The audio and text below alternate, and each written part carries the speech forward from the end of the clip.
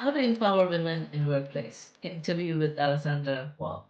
Are you an executive woman who may have proven success but still struggle to gain recognition or build your career on your own terms?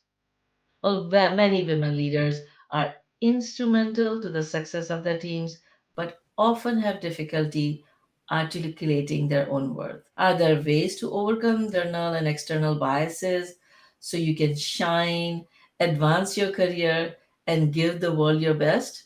Yes, there are. And if you want to learn them, you're in the right place. Today, our guest is going to share some practical tips to position yourself as powerhouses rather than the workhorses. You are watching Happy and Healthy Mind program episode 127. And today, our guest is Alessandra Wall. Dr. Wall is an executive coach with a PhD in clinical psychology and the founder of Noteworthy. She focuses exclusively on helping executive women in STEM and finance access and operate at high levels of success and fulfillment in their career defining roles. And I'm your host, Dr. Rozina-Happy. I help women leaders reverse burnout using their own genetic markers. I have been helping people come out of severe depression and anxiety over the last 26 years as a psychiatrist. And I realized that the root cause of many physical and mental problems is chronic stress. Therefore, in these programs, we share tips for eliminating stress induced burnout and developing mental resilience so you can live your best life with hope, health, and happiness. If you like this content, please share with others. If you need any medical advice, please consult your healthcare professionals. And so let's learn from our guest. Thank you, Alessandra, for joining us today. I am so excited to be here. Thank you for having me. You're welcome. So tell us, how did this topic become important in your life? You and I share background, right? You are the medical branch of my soft science, which is clinical psychology. And like you, I spent years, decades working with smart, ambitious women and women who had positioned themselves, had invested time, effort, money, friendship, given up things to make meaning out of their life, and some of that meaning came from their professional success. And what I ran into, one of the root causes of all that stress that you were talking about, is that these women were working 3 times as hard as everybody else for a fraction of the recognition. They were spending time after hours. I have some clients who, when I work with them, they're 2 hour, like it's 2 a.m. and they're still on their computer and they're not earning enough or they're not recognized. And I, having like put a lot of effort and energy into my career, was kind of in the same place. And so I became very passionate about why this happened to women very specifically and what we could do to change it so that the investment that they put in their lives and their career was equally rendered in terms of outcomes and in terms of recognition. Wonderful. Yeah. I think a lot of women listening to the program could identify, even in other fields, somehow they either themselves don't recognize their own potential, and sometimes the people around them don't. And so we'd love to learn some tools. But before we jump into some of the techniques, tell us how the life gets different. What would change if people start applying some of the tools that you're going to teach us today? So, as I mentioned earlier, one of the common challenges that I've seen, and I can tell you this was the same thing for me just in building my businesses. So you're right, it's not just in STEM or finance, this is in life, is that we have women who believe that hard work alone will speak for itself, which means that they invest a lot of time, invest a lot of energy in trying to do things near perfectly.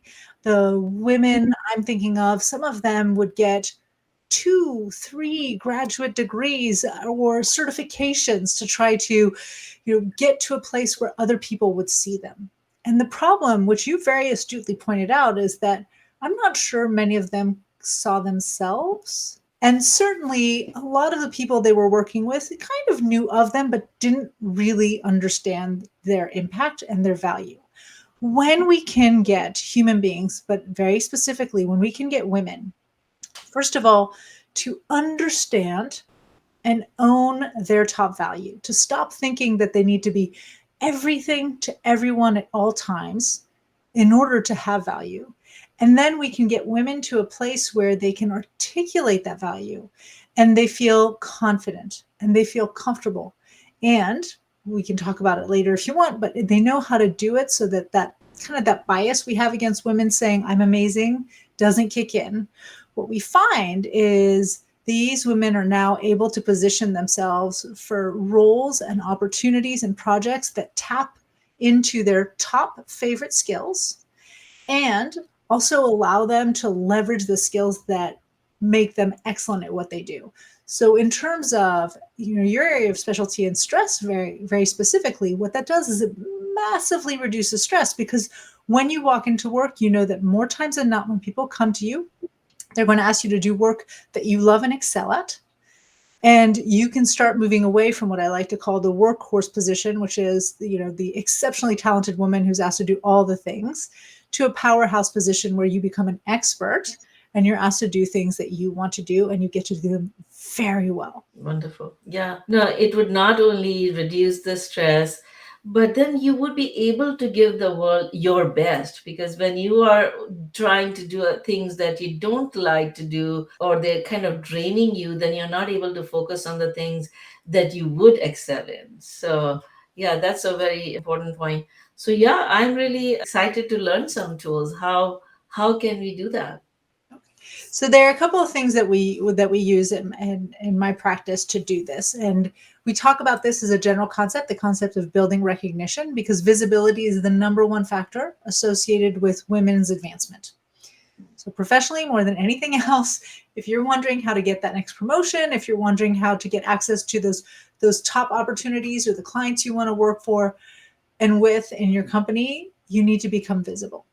And the place I always start with women is to say, step one is start to identify what you love doing that you excel at. And if you're listening today, grab a sheet of paper and create a table with just two columns. Column A is love it. And I want you to be able to say and think that with a huge smile, like, I love it. And column B is soul crushing.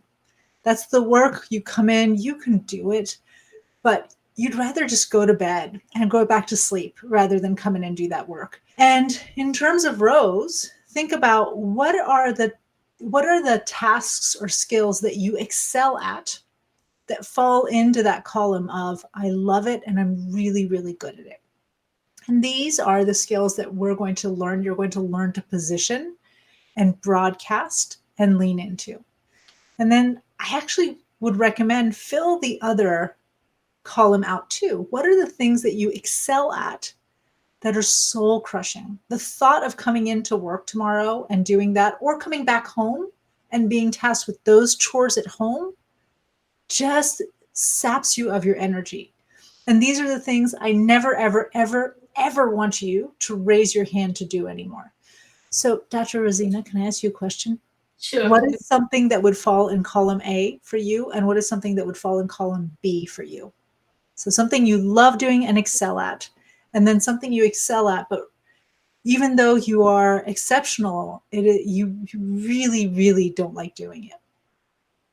Well, in my situation, I love connecting with the patient, solving the problem, making the diagnosis, educating, and then the soul crushing part is doing the charting, billing, and all this other aspect that kind of is part and parcel of my work. Right. And as a former clinical psychologist, I practiced for many years until very recently. And I can say I completely get it, right? But it's not true of all people. I used to have somebody I was supervising clinically, and I just ran into her the other day.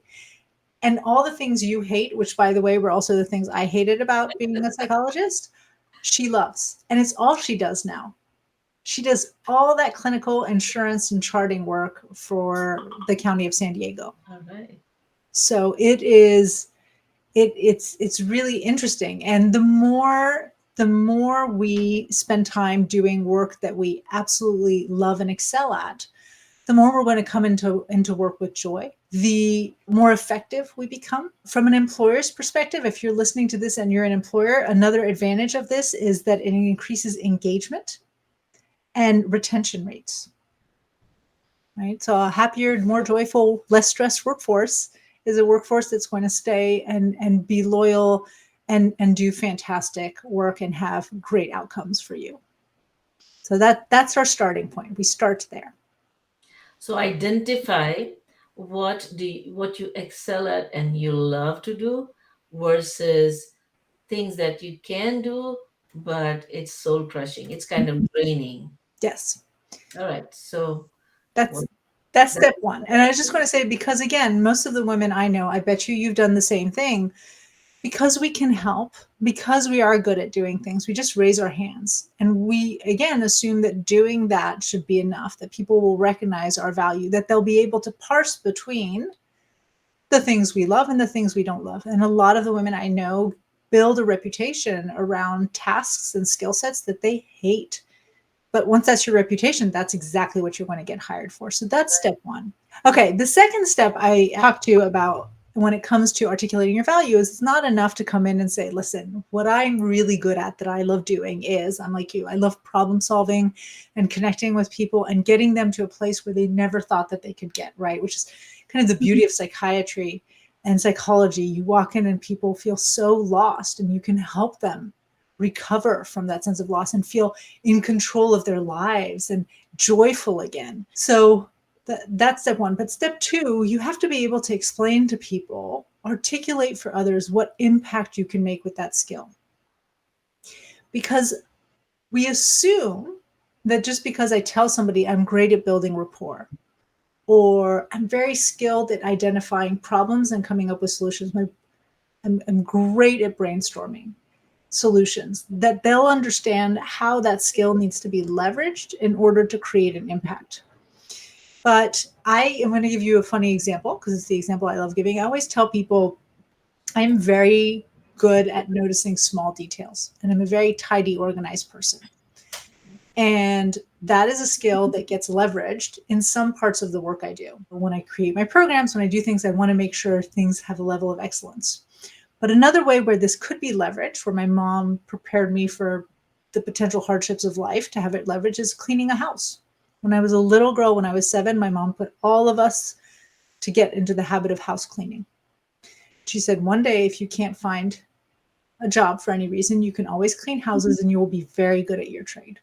Okay, that's not the impact I want to make with that skill that is attention detail and a drive for excellence. Like that is not the application of the skill. So it is my responsibility, and if you're working at a company, it is your responsibility to articulate to your team if you're a leader, to your leaders, to your clients, to any stakeholder, not only what you can do well, but the kind of impact you can and therefore want to create with that skill.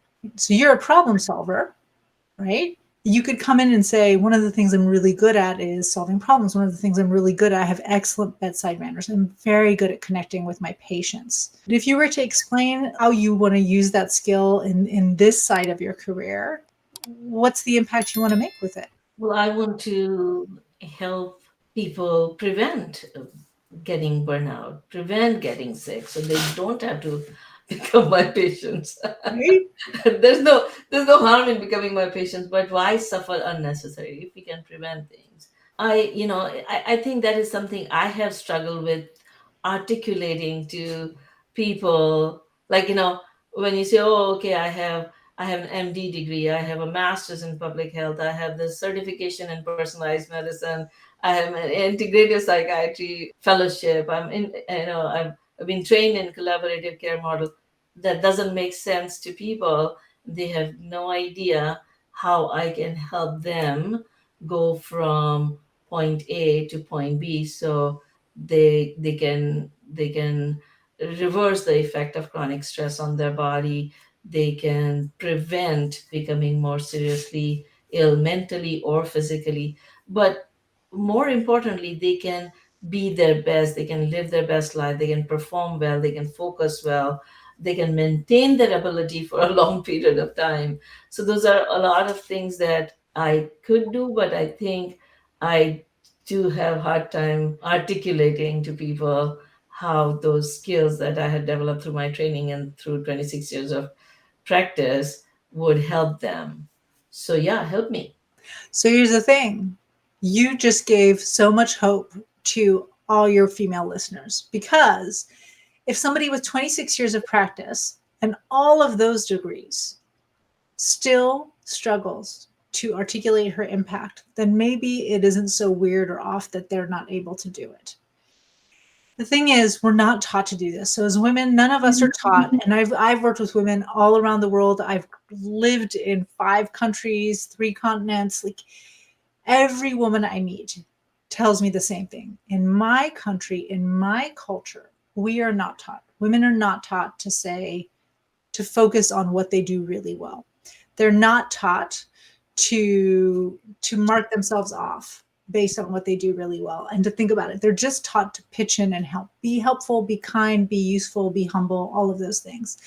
So you might start off and say, one of the I have a degree in psychiatry. I've done all of this in medicine. I have the master's in public health. I have all this.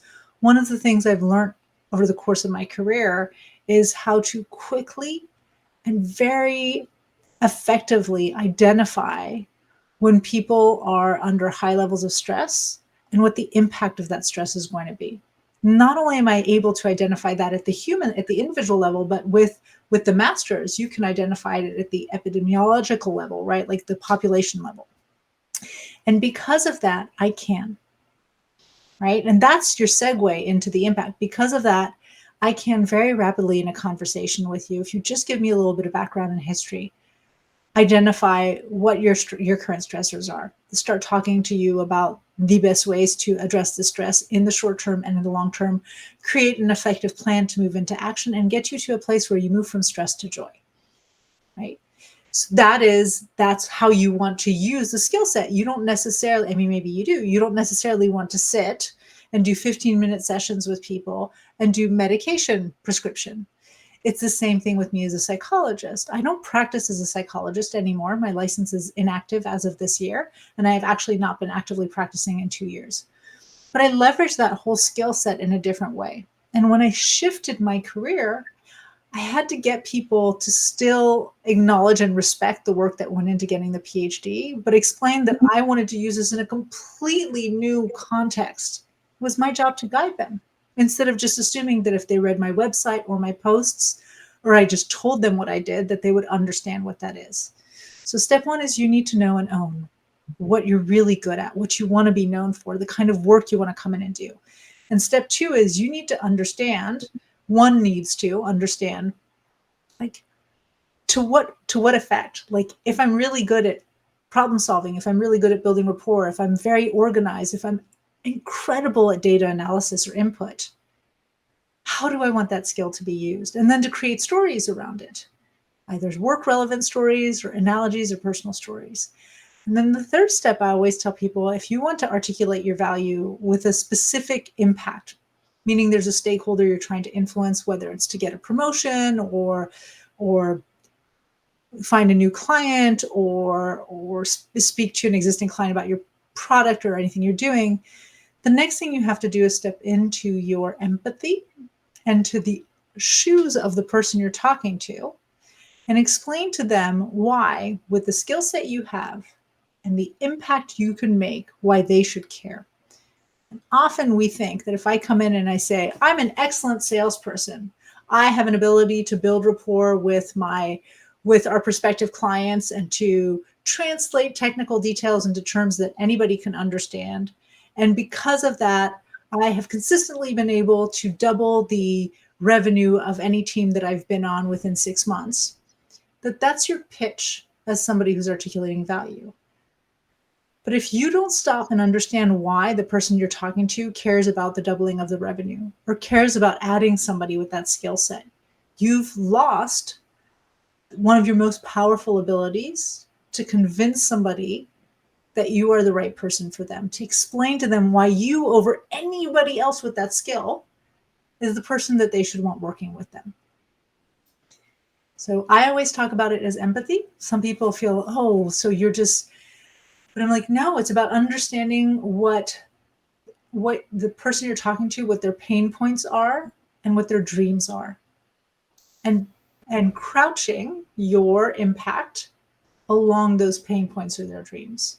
So do you mind if I use you again as an example for your audience? Good. Please. Okay, so your ideal person, the ideal woman you want to work for and with, what is she desperate to do? What is she struggling with that she just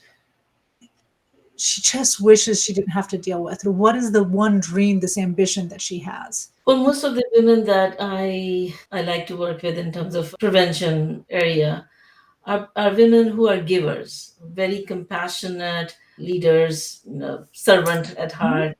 So they give, they're giver, they won't fulfill all the responsibilities in their best possible way. They want to be perfect and they want to meet everybody's needs. And in that process, sometimes they forget about their own needs, Mhm.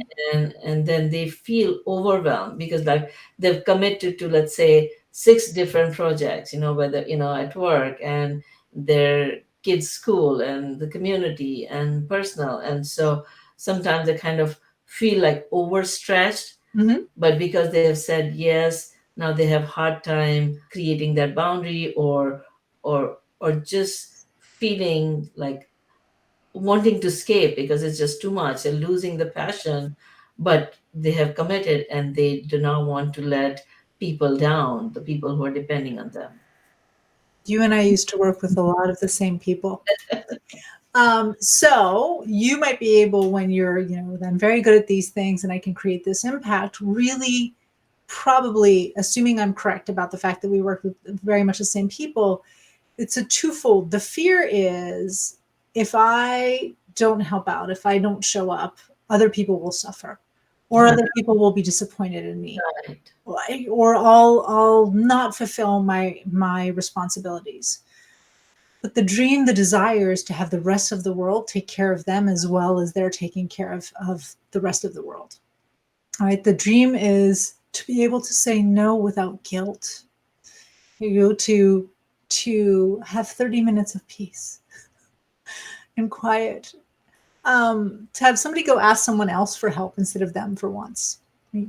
So you can build that. Like, I can do all these things and identify some of what the key problems are so that we can help you figure out how to continue showing up for others while still showing up for yourself. And what that means is, and that's when you can tie in, what that means is, yes, you are still the go-to person people count on, but you don't say yes to everything that comes. I'm going to show you which limits you want to set, what it looks like to have a healthy boundary, how to set a healthy boundary without feeling guilty. I'm going to help you create space so that you can go to sleep without worrying about everybody else, wake up in the morning with a shorter to-do list. Know that people out there are taking care of you just as well as you're taking care of them, right? So when we can build that final piece, what in marketing and sales they call the value proposition, when you can build that value proposition in everyday conversations, you can really start convincing people, but more importantly, helping people see and understand how you bring value. Quick little story. I once had a 4 or 5-year-old, whatever the youngest Girl Scout is, the brownies, Hmm. try to sell me cookies. And at the time I was paleo, so I didn't eat cookies. And so she wanted to sell me cookies, and I'm like, I don't eat the cookies, but if you give me the right pitch, if you tell me why I should, I might buy some cookies. And we worked through this process. And she's like, well, these are my cookies. This is the value of the cookies, right? She talked about the money that they make and the impact. I coached her through talking to me about, with that money, what were the programs that she really loved in her brownies or Girl Scouts.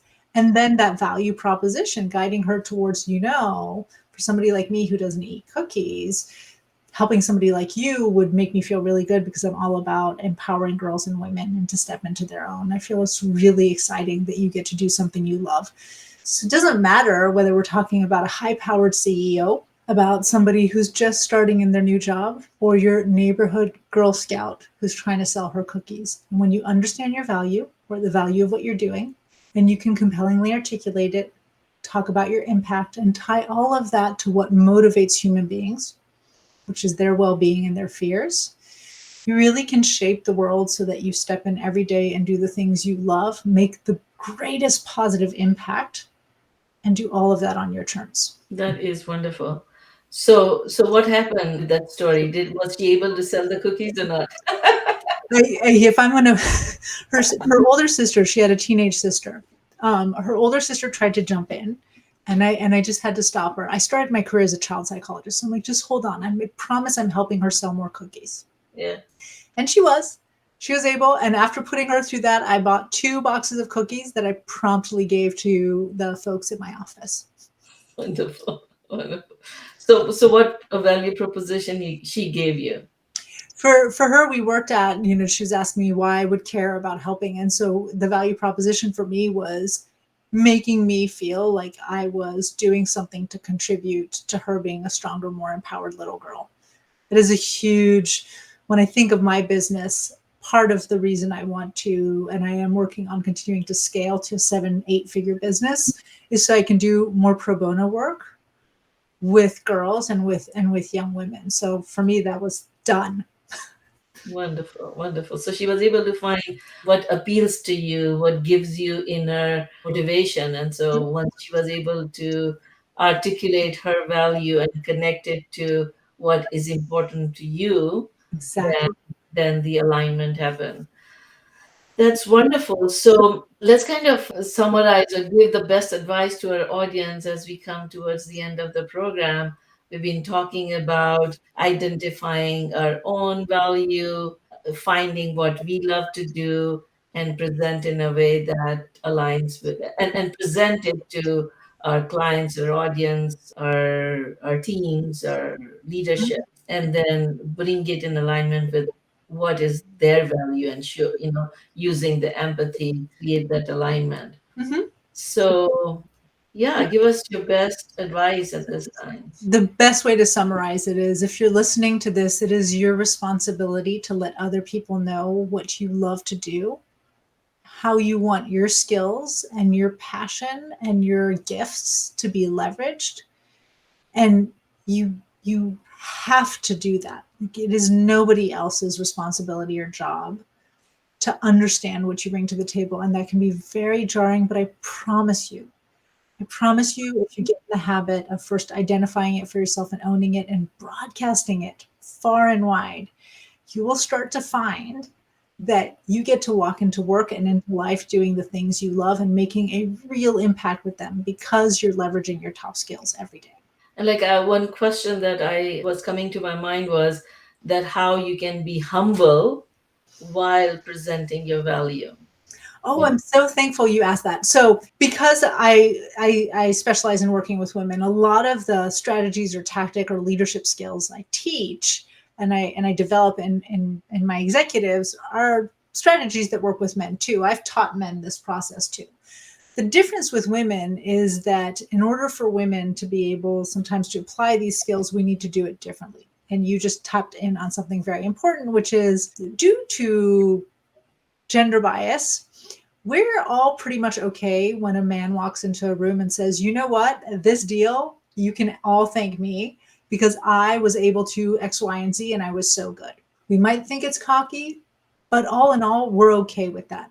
If a woman were to walk in and do that, men and women alike would have consciously or unconsciously a very strong visceral reaction. Right. Again, none of us have been socialized to hear women, unless you're a celebrity, walk in and say, look at me, I'm amazing. And yet, I come back to visibility is the number one factor associated with advancement for women.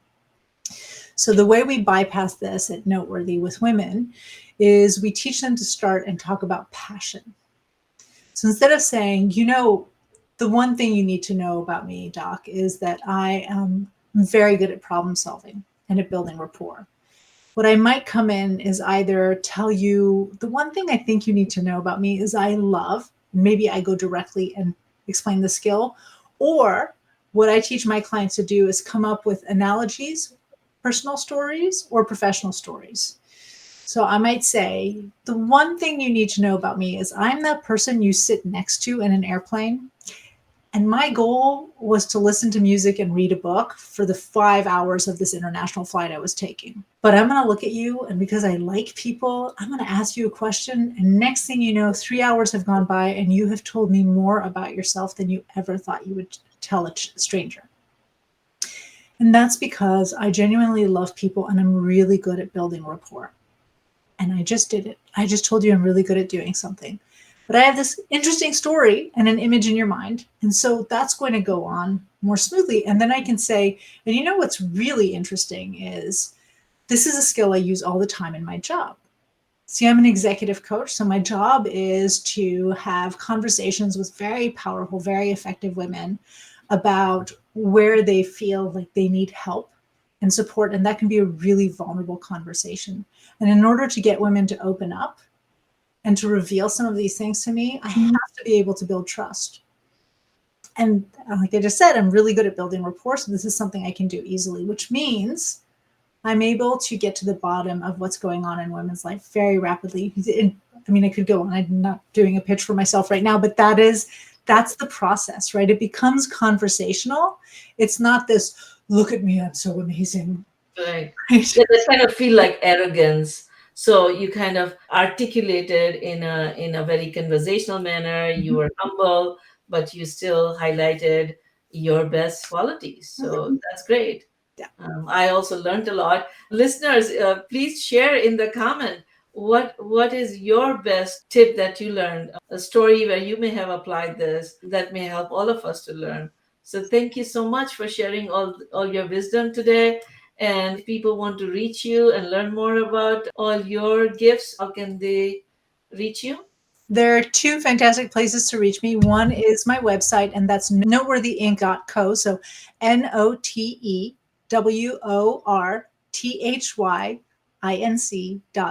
So noteworthyinc.co. And then the other place is LinkedIn. I post nearly every day on LinkedIn. So you have the most updated ideas, most updated thoughts, and also experiences because I write a lot about the experiences of the women I work with and speak to. Wonderful. Thank you so much. And thank you so much for the gift that you're going to share with our audience. Three unforgettable strategies to articulate your value clearly, compellingly, and confidently. That's wonderful. Tell us what would people get when. If you've been listening to this and thought, oh my goodness, I need to go back and re-listen to it and take 1,000 notes, you don't need to.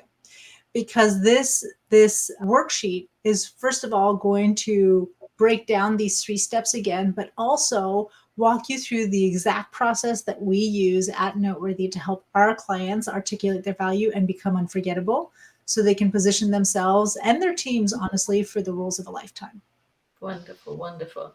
And then if you want to have this resource, please head on to our website, happyandhealthymind.com. And when you press that button, resources, you would be able to download this gift and other gifts that our wonderful guests in this program share with us. I hope you found value in this program. If you think it can help others, please like, subscribe, and share so more people can benefit from this program. And let me leave you with this question. Today is the first day of the rest of your life. Life is a gift, and either you can let it pass, do not shine light on yourself, and lose out on some of the opportunities that you may have to impact the world, or apply some of the tools that you learned today. Identify what is best in you to offer to the world, shine the light on yourself humbly and in your own style so it feels comfortable, and but do become visible so that you get valued, so that you get opportunities, and so that you can give the world your best gifts. Choice is yours. Stay safe, happy, and healthy until next time. Thank you, Alessandra, for joining us today. Thank you and goodbye, everyone.